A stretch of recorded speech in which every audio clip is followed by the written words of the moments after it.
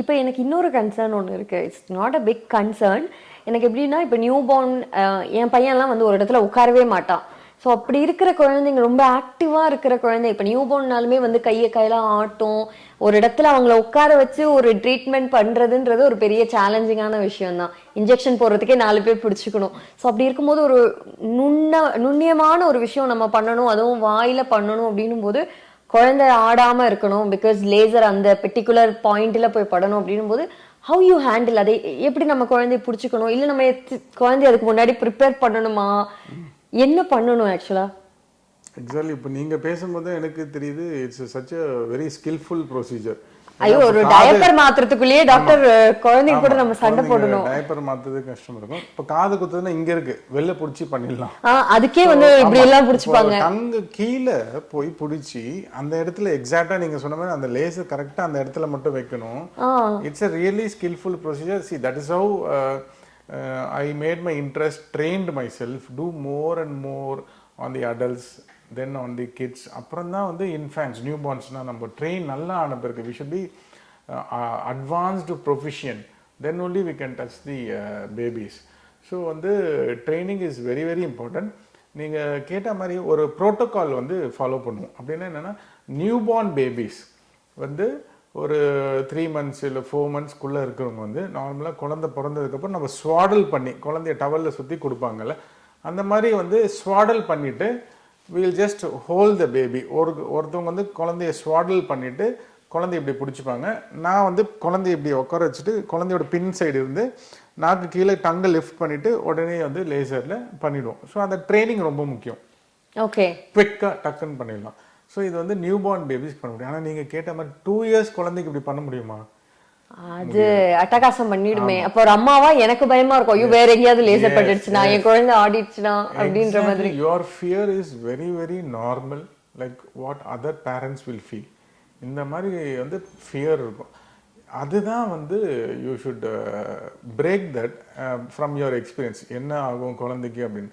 So ஒரு 1 yearக்கு மேலே குழந்தைங்களை பிடிச்சு பண்ண முடியாது. Because they would have grown up. It's very difficult to hold and do such a procedure. So we have to see if the baby is able to manage. Now வந்து we can try get the permission from the parents. இங்கே பாருங்கள், உங்கள் குழந்தைக்கு வந்து பிடிச்சி டக்குன்னு பண்ண போகிறோம், குழந்தை அழுவாங்க, இதெல்லாம் ஓகேவான்னு கேட்டுட்டு ஒரு கொஞ்சம் பிடிக்கிற மாதிரி இருந்தால் குழந்தையா இருந்தால் பிடிக்கலாம். ஆனால் 1 year 2 years ஆயிடுச்சுன்னா பிடிக்க முடியாது. அப்போ என்ன சார் பண்ணணும்னா, டங் டை ரிலீஸ் வந்து கிளியராக பண்ணணும். ஃபார் எக்ஸாம்பிள், ஸ்பீச் இஷ்யூ இருக்க குழந்தைங்க, அட்டென்ஷன் டெஃபிஷியட், சில குழந்தைங்க டங் டை இருந்ததுன்னா வந்து ஸ்பீச்சும் ஆர்டிஸ்டிக் சைல்டாக கூட இருக்கலாம். நீங்க சொல்றது வந்து grown up, நம்ம குழந்தைங்க ஒரு 2 years 4 years ஆன பேர் குழந்தை, அந்த குழந்தைங்கள நம்ம வந்து we have to give anesthesia, we have to give a sleeping anesthesia, general anesthesia கொடுத்துட்டு தான் then we have to do. Otherwise we can't do it in the clinic setup. இது hospital setupல தான் வந்து anesthetist will be there, he will give anesthetic dose, குழந்தைய தூங்க வச்சுட்டு then we'll do the procedure. அப்புறம் reversal பண்ணிட்டு குழந்தை வந்து நார்மல் ஆயிடுவாங்க. இது வந்து ஒரு நாள்லயே நம்ம வந்து ஒரு ஹாஸ்பிடல் செட்டப்ல பண்ண முடியுமா? காலையில வந்து பண்ணிட்டு ஈவினிங் போற மாதிரி? நாங்க நார்மலா என்ன பண்ணுவோம்னா, நைட் ஃபுல்லா சாப்பிடாம இருக்கணும், காலையில வர சொல்லிடுவோம் 5:30 6 o'clock. ஒரு ஆக்சுவலா வந்து ப்ரொசீஜர் பாத்தீங்கன்னா நீங்க சொன்ன மாதிரி தான், 2 minutes கூட ஆகாது, டக்குன்னு பண்ணிடுவோம். ஆனா குழந்தைய வந்து வெரி இம்பார்ட்டன்ட். பேரண்ட் வந்து அது அனஸ்தீசியாக்கு ஒரு குழந்தைய ப்ரிப்பேர் பண்ற மாதிரி பண்ணணும், which means சாப்பிடாம இருந்து. எக்ஸாக்ட்லி, சாப்பிடாம இருக்கணும் நைட் ஃபுல்லா. தண்ணி வந்து ஒரு 6 hours முன்னாடி குடிக்க கூடாது. இதெல்லாம் அனஸ்தெட்டிஸ்ட் சொல்லிடுவாங்க. Since we are doing for many years, we know that. அப்புறம் மறுநாள் காலையில் குழந்தை தூங்கிட்டு இருக்கும்போது காலையில் ஏர்லியராக பண்ணுறதுக்கு தான் ரீசன். ஏன்னா குழந்தை ஏந்துட்டாங்கன்னா தண்ணி வேணும்னு சொல்லுவாங்க, சாப்பிடணும்னு சொல்லுவாங்க. காலையிலே கூப்பிட்டு வந்து அனஸ்தீஷியா கொடுத்த உடனே குழந்தை தூங்கிடுவாங்க. தூங்கினதுக்கு அப்புறம் ப்ரொசீஜர் பண்ணிட்டு ரிவர்சல் பண்ணிட்டு நீங்கள் காலையில் அது மாதிரி வரனா ஒரு 10 o'clock வீட்டுக்கு போயிடலாம். 5:30 ஆமாம். ஸோ அந்த அனஸ்தெட்டிக் ப்ரிப்பரேஷன் அப்போ தான் ஒரு 1/2 hour தேவைப்படுமே தவிர ப்ரொசீஜர் வந்து அதே 2 minutes தான் ஆகும். என்னன்னா குழந்தை வந்து will be in sleeping mode. நம்ம கிளியரா ஷேக்கிங்னா இல்லாம கிளியரா பண்ண முடியும். கிளினிக்ல வந்து பிடிச்சிட்டு பண்ண முடியாது. சோ இப்போ நியூ பார்னுக்கு வந்து அந்த மாதிரி சாப்பிடாமலாம் இருக்கணும்னு ஒன்றும் அவசியம் கிடையாது. இல்ல ஃபீட் பண்ணிட்டே இருந்துட்டு திடீர்னு வந்து 1/2 hour கேப் இருந்தா போதும். 1/2 hour to 1 hour they can come. New born babies வரலாம், குழந்தைய ஸ்வாடல் பண்ணிட்டு பிடிச்சு பண்ணிட்டு உடனே 2 minutesல கொடுத்துருவோம். they can feed here, check up பண்ணிட்டு வீட்டுக்கு போயிடலாம். இப்போ ஃபாலோ அப் எல்லாம் எப்படி இருக்கும், எவ்வளவு நாளைக்கு ஒரு வாட்டி வரணும்? ஏன்னா அது கண்டிப்பா ஒரு ட்ரீட்மெண்ட் பண்ணா ஆஸ் யூஷுவல் எல்லா ட்ரீட்மெண்ட் மாதிரி ஒரு ஃபாலோ அப் இருக்கணும் இல்லையா? வாட் இஸ் த ஸோ வந்து என்ன சொல்லுவோம் பேரண்ட்ஸ்க்கு அப்படின்னு பார்த்தீங்கன்னா, don't expect any magic to be happen immediately after tongue tie release. குழந்தை வந்து நாக்கு ஒட்டிட்டு இருந்தது, டங் டை ரிலீஸ் பண்ண உடனே மேஜிக் மாதிரி நடக்கும்னு எதிர்பார்க்காதீங்க. ஆனால் சில குழந்தைங்களுக்கு நடந்திருக்கு. சில குழந்தைங்க உடனே டங் மூமெண்ட்ஸ் நல்ல மூமெண்ட்ஸ் பண்ண ஆரம்பிச்சிருவாங்க. தாய்ப்பால் குடிக்கிறதும் வந்து they would have improved a lot immediately. But most of the time it will take 1 or 2 days for the tongue to learn. Okay. Because tongue வந்து டைட்டா இருந்தது, இப்போ லூஸ் ஆயிடுச்சு. ஸோ டங் வந்து இந்த மூமெண்ட்ஸ்லாம் பண்ண முடியும்னு சொல்லிட்டு ஒரு 1 day 2 day ஆகும். அந்த 1 or 2 days parents might have some issues. Baby வந்து கொஞ்சம் ரொம்ப கிராங்கியா இருக்கலாம். நீங்க வேக்சின் கொடுத்த உடனே சில குழந்தைங்க பார்த்தீங்கன்னா ஒரு தூங்காம இருப்பாங்க, அழுதுட்டே இருப்பாங்க, கொஞ்சம் மைல்டு ரைஸ் இன் டெம்பரேச்சர் இருக்கலாம். இதெல்லாம் ரொம்ப ரேர் கேஸ் சொல்கிறோம். இப்போ நாங்கள் வந்து இந்த protocol with the laser is mean இப்போ வந்து அந்த நிறைய லேர்னிங் கேர்வில் வந்து வி ஹவ் மேட் இட் இந்த சச் வே பேபிக்கு ரொம்ப டக்குன்னு பண்ணிவிட்டு உடனே கொடுத்துட்றோம். இந்த மாதிரி பெயின் குழந்தை வந்து பிரெஸ்ட் ஃபீடிங் குடிக்காம 1 நாள் 2 நாள் இருக்கிற மாதிரினா இல்லை. ஈவினிங் ஃபோன் பண்ணால் because our techniques is modified, refined very much. Okay. இவ்வளோ எக்ஸ்பீரியன்ஸில் we came to know இப்படி பண்ணால் குழந்தைக்கு சூப்பராக ரிசல்ட் வருதுன்னு. ஸோ ஈவினிங் பண்ண உடனே ஓரளவுக்கு பரவாயில்ல சார், மறுநாள் காலையில் பண்ணால் is back to form sir, super sir, நல்லா இருக்கு குழந்தைக்கு. So that confidence we have trained in such a way, all sisters, assistants எல்லாமே. ஸோ நீங்கள் வந்து ஃபாலோ அப் எப்போ வரணும்னா மோஸ்ட்லி பண்ணதுக்கு அப்புறம் ஒரு 24 hours கழிச்சு we call for a follow. வாங்க வந்தால் நாங்கள் வந்து டங் எக்ஸசைஸ் சொல்லி கொடுப்போம். It's a physiotherapy.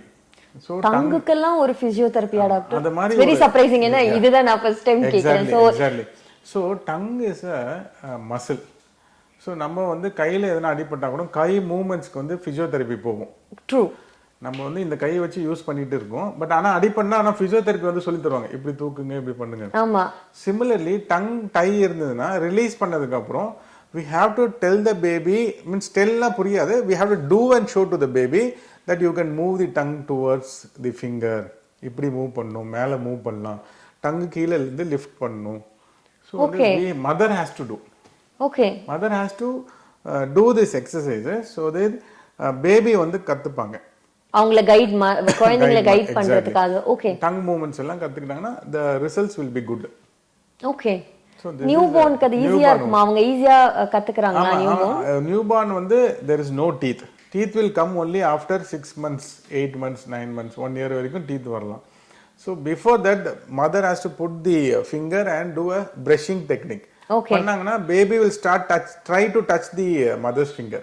Okay. So in that way baby is moving the tongue.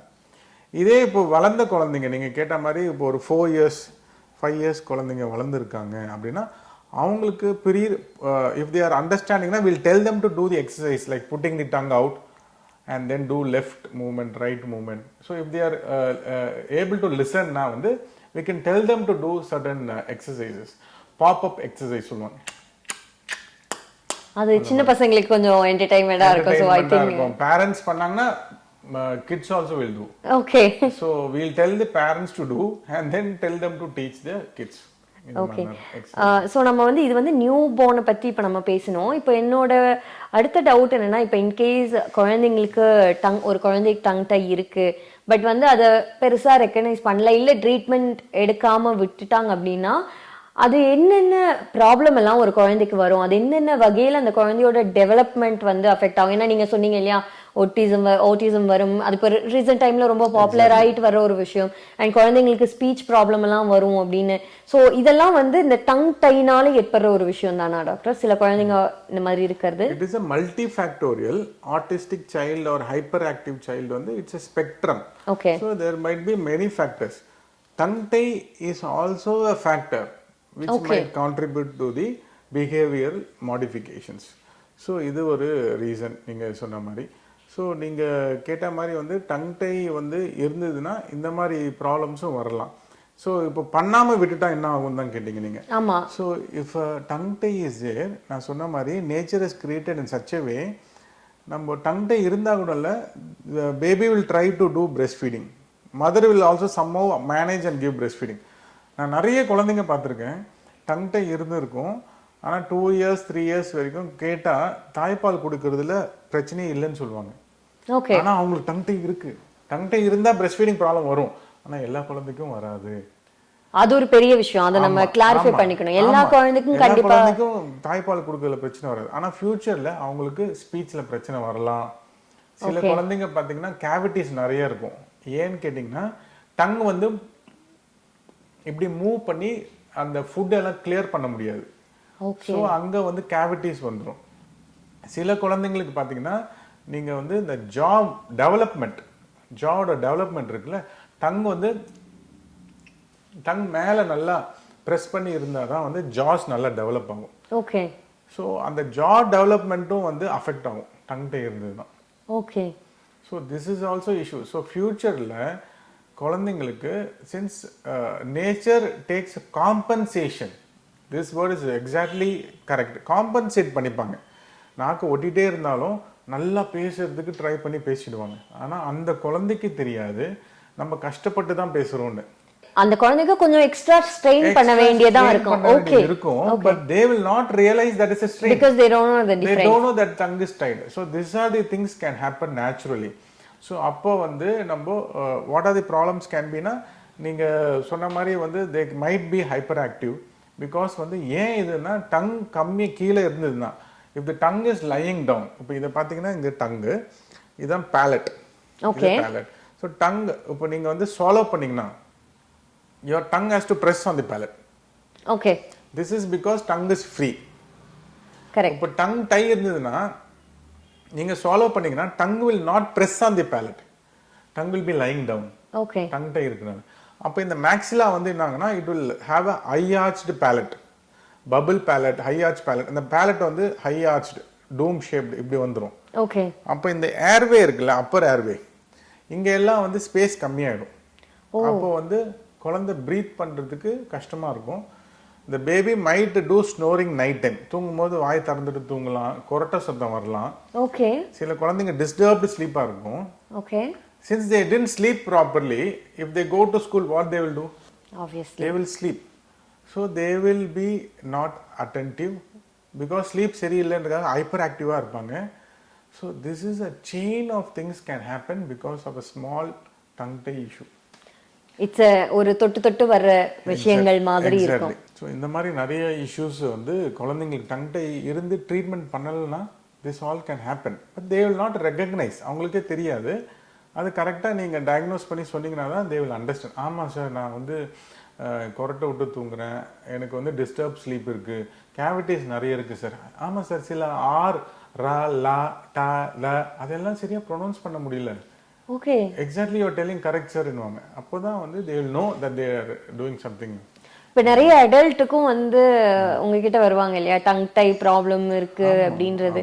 So அவங்க பண்ணினதுக்கு அப்புறம் ஒரு டிஃபரன்ஸ் தெரியும் இல்லையா, how they manage that?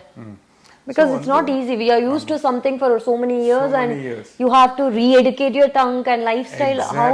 How it's happening? So training for adult or toddler kids will take more time.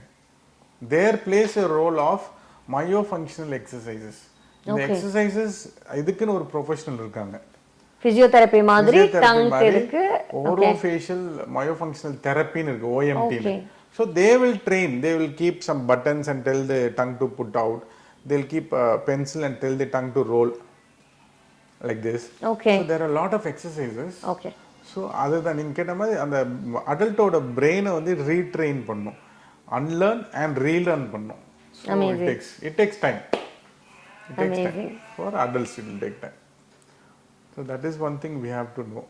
Adults also we treat. Now a lot of people வந்து ஒரு மாதிரி பேசிட்டே இருக்கும்போது திடீர்னு ஸ்டாப் ஆயிடுது சார் சொல்லுவாங்க, இல்லைன்னா நான் பேசுறது சில பேருக்கு புரியலன்னு சொல்லுவாங்க. They got rejected. This is the real stories, okay? They got rejected because இன்டர்வியூவில் வந்து கொஸ்டின் கேட்ட உடனே நான் ஆன்சர் பண்ண முடியல. I am taking some time to answer. ஓ, இப்போ நீங்க சொல்றதுனால எனக்கு ஒரு கேள்வி வருது. நிறைய பேருக்கு இந்த திக்கு வாயின்னு சொல்லுவாங்க இல்லையா, it could be a reason, tongue tie could be a reason. Exactly. Tongue tie நால வந்து you will not have a, see there are two things, articulation and pronunciation kind of things, words, language issue னு சொல்லுவோம். So வந்து articulation can be a problem. ஏன்னா டங்கு வந்து நல்லா movement பண்ணுறதுக்கு tongue tie பிடிச்சிக்கும். So this speech issue is also there where it can be corrected if you release tongue tie and speech therapy. So speech therapy will play an important role. They have to train. One last question, இது it's personal, I want to know that. ஏன்னா இப்போ நாங்கள் as a child birth எஜுகேட்டராக நாங்கள் வந்து லேபருக்கு class prepare பண்ணும்போது one of the main thing I tell to my client வந்து நீங்கள் உங்கள் பெயின் வரும்போது பிடிச்சிக்காதீங்க, இந்த மசில்ஸ் அண்ட் உங்களோட pelvic muscles is connected, so you have to release your jaw muscles, ரொம்ப ரிலாக்ஸாக இருந்தால் தான் உங்கள் போஸ்டர் கரெக்டாக இருக்கும், ஸோ ரிலீஸாக இருக்கும் அப்படின்றது. ஸோ இட் நம்மளோட நாக்கு வாய் அமைப்பு வந்து நம்மளோட உடம்போட போஸ்டருக்கு வந்து it's really an important think. அதை எவ்வளோ தூரம் அது வந்து ரொம்ப இம்பாக்ட் பண்ணுது. இப்போ ஒருத்தவங்களோட வாய் அமைப்பு சரியில்லை அப்படின்னா அவங்களோட போஸ்டர் வந்து ஒரு விதமா இருக்கும் அப்படின்றது வந்து it's a myth or it's a fact? Exactly, I'm learning a lot of things from you. Fascia, that is what we call fascia or fascia. See, இப்போ வந்து there is a anatomic book which tells that tongue has a facial connection from ear to neck, shoulders till the hip joint. Okay. So whenever there is a tongue tie restriction, the tongue tie irundhuduna, there will be a tightness in the jaw, in the hyoid bone, in the shoulder, neck stiffness, back pain, idellame connected. Okay. So neenga solra mari as a child birth educator, like what you told, no, if there is a kind of any facial restriction, இந்த மாதிரி tightnessலாம் இருந்து tongue tie இருந்ததுன்னா, if you release the tongue tie, they will have a lot of relaxation. Okay. So it clearly tells what you are doing is right. If there is a connection between the jaw muscles and your pelvic and other things, there is a connection. Yeah, because I experienced it. A lot of mother told me, ஏன்னா அவங்க இந்த labour pain வரும்போது யூஸ்வலாகவே நம்ம அடிப்பட்டா ஒரு விஷயம் பண்ணுவோம், இப்படி பிடிச்சி போ, நமக்கு அது இன்னும் அதிகமாக வலிக்கிற மாதிரி இருக்கும். ஸோ இங்கே வந்து நம்ம ரிலீஸாக வச்சிருந்தா தான் டியூரிங் டெலிவரி பெயின் மேனேஜ்மெண்ட்ல வந்து உங்களுக்கு ஈஸியாக இருக்கும். லேபர் வரும்போது உங்களோட பெயினை கொஞ்சம் மேனேஜ் பண்ணக்கூடிய மாதிரி இருக்கும் அப்படின் போது நிறைய ஃபீட்பேக் எனக்கு வந்திருக்கு. அவங்க சொல்லுவாங்க, ஆமா எனக்கு இங்க வந்து நான் பிரீத் பண்ணி எனக்கு இங்க ரிலாக்ஸா இருக்கும்போது எனக்கு கீழே கொஞ்சம் பெயின் பேர் பண்ணக்கூடிய மாதிரி இருக்கு, அண்ட் எனக்கு புஷ் பண்ணும்போதும் கொஞ்சம் ரிலாக்ஸா இருக்கு, நான் இப்படி இருந்தேன்னா எனக்கு கொஞ்சம் கஷ்டமா இருக்கு அப்படின்ற மாதிரி நிறைய சொல்லியிருக்காங்க. So that's why I wanted to make sure that that's true, right? The posture is very important. Anatomy itself tells that the tongue oda fascia வந்து there is a connection between tongue, jaw, hyoid bone and shoulders, backbone எல்லாமே. So there is a connection between the tongue and the other parts of the body. So its posture is defined little bit or major part வந்து நம்மளோட face ஓட muscles வச்சு தான் நம்மளோட poster வந்து ஒரு அளவுக்கு இருக்கும் அப்படின்றது இட்ஸ் ட்ரூ. நீங்க ஆமா, that's what I'm telling you. You got a lot of knowledge. Tongue மேலே இருந்து கரெக்டாக பேலட்டில் இருந்தால் தான் உங்களோட போஸ்டர் கரெக்டாக இருக்கும். If you have a tongue tie restriction or you don't have a tongue movements properly, your posture might change. You might go a little forward. So your tongue also plays an important role in posture, sitting, standing, walking, everything. That's amazing. That's amazing. Yeah. Thank you so much, doctor. And உங்களுக்கு இந்த video பிடிச்சிருக்கு அப்படின்னா please like பண்ணுங்கள், மறக்காமல் உங்கள் friends கூட share பண்ணுங்கள், because it's very important thing. நிறைய நியமமுக்கு இதுக்கு ஹெல்ப்ஃபுல்லாக இருக்கும். So please do share and மறக்காமல் நிலவு சேனலை சப்ஸ்கிரைப் பண்ணுங்கள். தேங்க்யூ ஃபார் வாட்சிங்.